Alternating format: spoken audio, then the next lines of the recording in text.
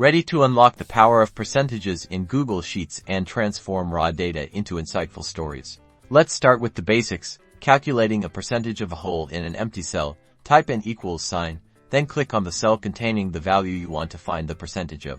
Now, type a /, which is your division symbol, and click on the cell that contains the total value. Finally, type an asterisk, which is your multiplication symbol followed by 100, and press enter. Now you have the percentage. To format the cell as a percentage, select it, then click the % button on the toolbar.